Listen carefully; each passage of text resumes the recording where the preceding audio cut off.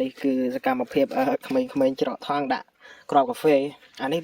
បណ្ដោះប្រភេទដាក់នឹងថងហ្មងអត់ព្រោះដូច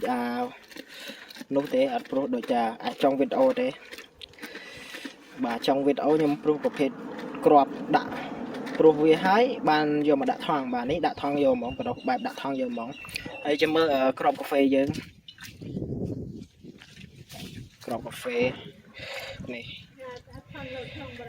នេះឃើញអត់ដាក់ត្រាំទឹកសិនណាមុនយើងបណ្ដោះយើងមុនយើងអីយើងដាក់ត្រាំទឹកវាចន្លោះពី24ម៉ោងទៅ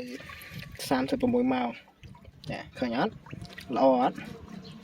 ឡើងស្រងហ្មងអានេះប្រភេទពូជ Robusta TS1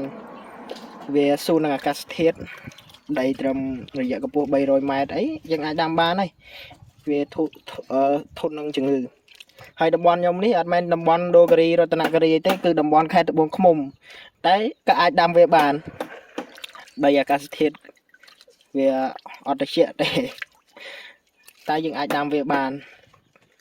វាមិនសូវអីប្រហែលទេគាត់ថាវាទិន្នផលវាតាមនឹងដែរណាតាមអាកាសធាតុដែរគាត់ថាវាមិនអន់ខ្លាំងទេគាត់ថាវាអត់ឆ្ងាញ់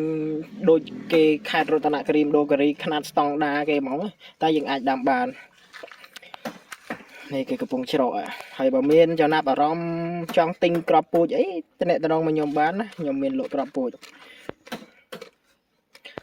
បញ្ជាក់នាំចូលពីខេត្តដាឡាក់នៃប្រទេសវៀតណាមហើយអានេះផងដែរដូចខ្ញុំបញ្ជាក់នៅដើមវីដេអូអញ្ចឹងអានេះខ្ញុំយកព្រោះវាក្របហើយតវាចេញប្លុកចេញអីហើយបានខ្ញុំយកទៅដាក់ថងបន្តបាទអត់ដូចអាដើមវីដេអូ